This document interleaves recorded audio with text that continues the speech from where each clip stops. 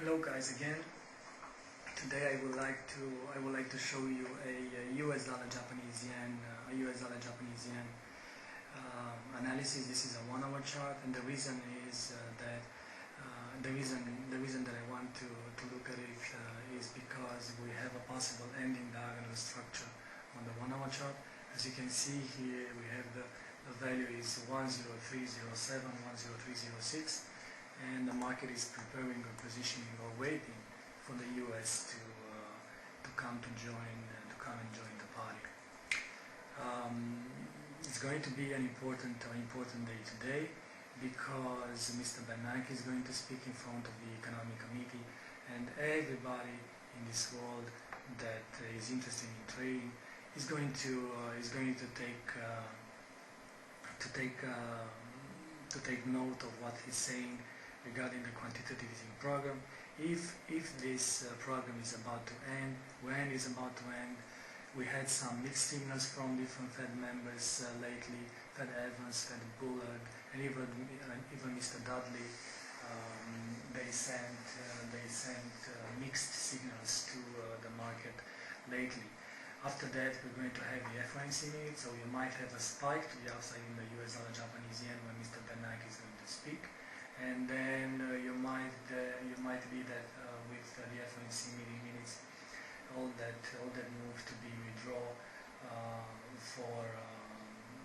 because the minutes might be a little bit dovish for the US dollar because they are referring to the meeting that was before the good April jobs data in the United States. But it remains to be seen. Anyways, there is the fundamental side of the story, the technical side of the story. If you take a look at this contracting triangle, previous contracting triangle, this is the 100 level, some price coming from the upside, from the downside, and makes a resistance at 100 level resistance, makes a nice and beautiful contracting triangle, with a small contracting triangle here as a reversal pattern, a bullish flag as a continuation, so A, B, C, D, E, and breaking out of the contracting triangle.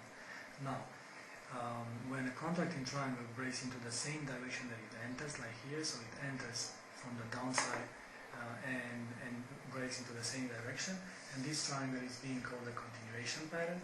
And the measured move, what you should look for is to take a horizontal line and try to measure the length of the first wave, which is the longest one in the contracting triangle. Then copy this line and try to project it by the moment of break. And the projection by the moment of break, as you can see, is 103.83. So let's just say that this is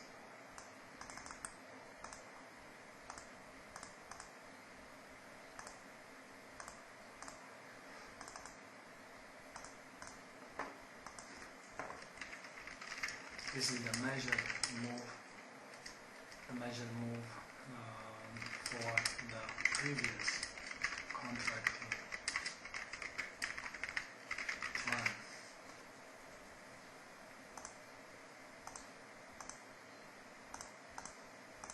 Okay, so the measured move is 103.83. The recent highs are 103.30 here. And it remains to be seen. If they are going to be taken. I would say that they are going to be taken because we have a possible 1, 2, 3, 4, 5 as an ending diagonal. An ending diagonal is also called the terminal impulse, and being said that, it means that at least one wave needs to be extended. The most likely wave to extend on an ending diagonal is the first wave to be extended. So this first wave that goes by the end of the fourth wave, so E and 4 and here. So this goes by the end of the fourth wave and moving to the upside like this. So this is wave 1.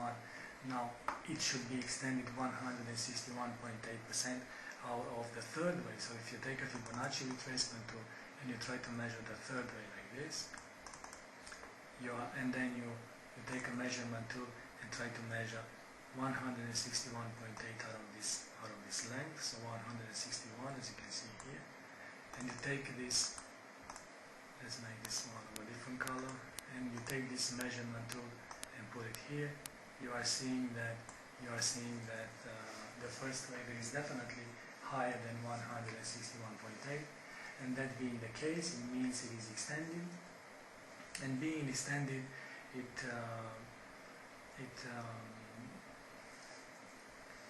makes the case for an ending diagonal. So wave 1, 2, 3, 4 as a contracting triangle, as you can see here, 4, and then the fifth wave normally to the upside should come and pierce this upper trend line of this ending diagonal.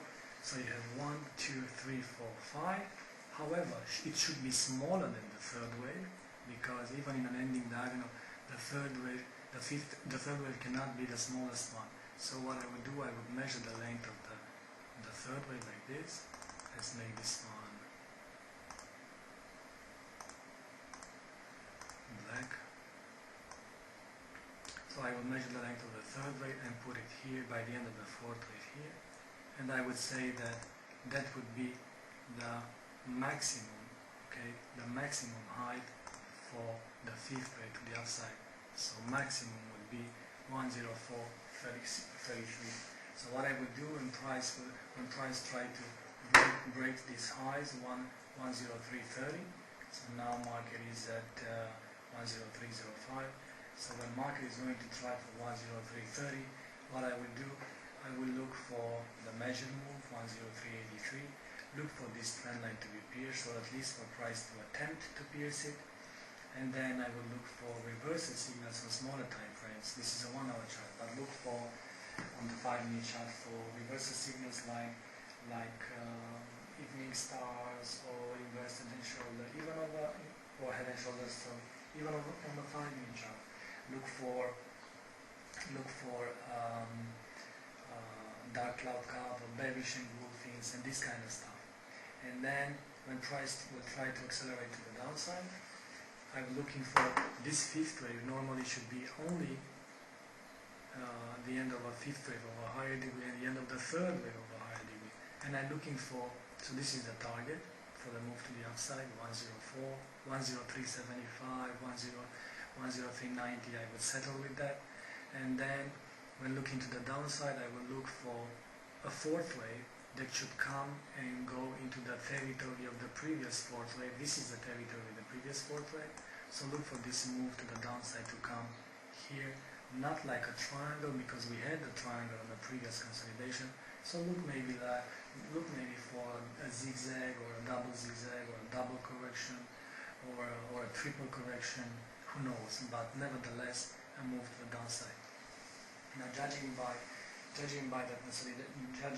inverse correlation thing that we had on the market lately between the euro dollar and the US dollar Japanese yen, I would say that this move higher in the US dollar Japanese yen to make a new high would represent a corresponding move for the euro dollar towards the 128.70, 128.80 area, and then the euro dollar to bounce and the US dollar Japanese yen to start to correct. Formal resistance, look at price coming from the downside, so 100 level resistance, 100 level resistance, 100 level resistance, and formal resistance to offer support this area, and that would be something like 400 pips to the downside on the US dollar Japanese yen. Normally this should be the equivalent of something like 132, 133 move for the euro dollar. So it remains to be seen. Now this was the second recording for today, and the next recording is going to be after Mr. Bernanke is speaking, and probably before the FOMC meetings, or maybe even after the FOMC meetings tonight. It remains to be seen what market is showing us. So until then, stay safe on the market.